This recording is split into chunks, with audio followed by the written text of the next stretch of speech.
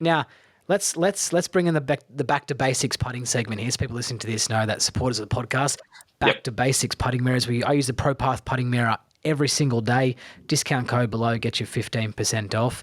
I was actually putting my golf bag together for tomorrow's round, Danny, and I thought, you know what, should I take my putting mirror out of there because of my coaching bag? I thought, nah, it's staying in because I know tomorrow I'll be using it. And I love my putting mirror. Such a good tool. Plenty of things, right? Yeah. Like I call it, it's my own personal Sam Putt lab, right? At a fraction of the cost, right? Because you can measure it. One of the things I love to do with a putting mirror is the one that we use, the ProPath putting mirror, right? It's got 15 degrees of curvature for the path on it, right? I think PGA Tour average is between 12 and 19. I think they drew the line at 15 to call it the happy medium. But what I like about it is filming the bird's eye view, and you can measure the center of your putter and see how it's moving in relationship to that line. Anyways, that's enough about the back to basics putting mirror. But tell me, how often should everyone have a mirror? How often do you use a mirror? What do you use a mirror for? I would use a mirror most of the time. Now, again, there's a few sort of myths I would say that have come with a mirror before. Of everyone says you've got to have your eyes over the ball. Yes.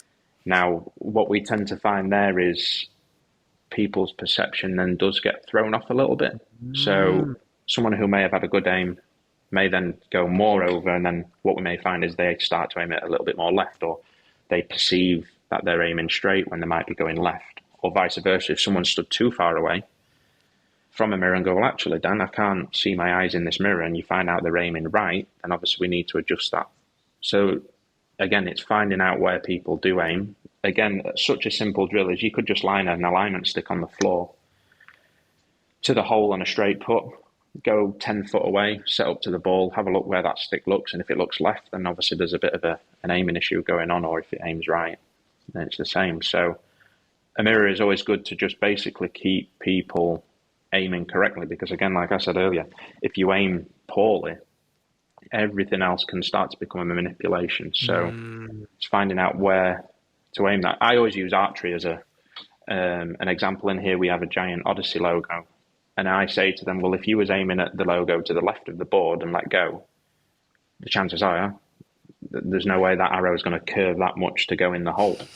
So there's no ball flight necessarily with a putt. Is if you start that ball right and there's no slope, it's going to the right. Now, if I can make you aim better, I'm not saying you hole every putt, of course not. But if you use the archery again, you've got more chance of hitting bullseye. Yeah. You still might hit it around the edge of the bullseye, but you've still got more chance of hitting the board rather than you manipulate that back on. So again, aiming is just something which is so, I would say, overlooked. Oh, definitely. It's huge. It's huge. And I think people underestimate how good Cam Smith is at aiming. Oh, he's a good putter, but his aiming skills are, I know that seems really crazy for people to listen to this, right? But people never thought about putting the way we've spoken about it today, right? People just think putting's putting, right? But his aiming skills, and you look at his eyes before he hits a putt, and it's like he's forgotten he's about to hit a putt. He spends that much time looking at his aiming, right? And the way he settles his hand in there on his leg before he hits his putt. His aiming skills are elite. But I've actually got a question for you as well. So, one of my tour players were playing at the time, a big event here in Australia. And he said to me, he's putting it, right? And he's a really tall fellow, and he uses a short putter. And his eyes were actually over the other side of the ball. And he was actually struggling with his putting, right? And he kept using a mirror, and he wanted to make sure his eyes kept being on top of the ball. And I said to him, he said, what are you trying to do? He said, I'm trying to do this. And I said, where do you like putting? He's like, I like having my eyes more over the ball, like past the ball line. And I said, well, do you putt good when you do it? And he said, yeah, I do. I said, well, fucking do it. And I said, why don't you do that? And he goes, well, because someone said to me, it's not good to have your eyes over the ball. Exactly that. And I just went, hang on, let me do some research here. So I just texted a few of my putting mates and said, because someone got an answer for me. Oh, yeah, we don't recommend that. I said, has anyone got an answer for me? And no one had a reason to me to why it would be a negative approach.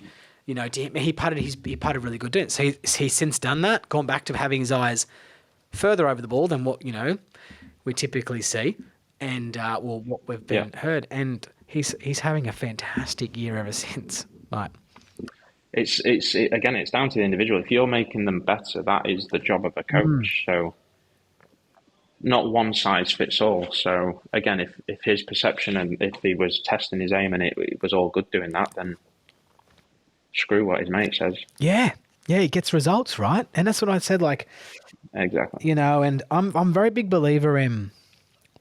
I love quantifying things, and I love, you know, it's very difficult for us as well to create a controlled environment to test certain things as well. But, you know, a good player, if he knows that he putts well a certain way, you know, they know, right? They know. Like, this guy's a player, right? He just won a professional event here by 11 shots. Like, he's a freak, right? Anyways, so there is no certain rule in regards to where someone should have their eyes in relationship to the line. Relevant to the individual and how they aim, in my eyes.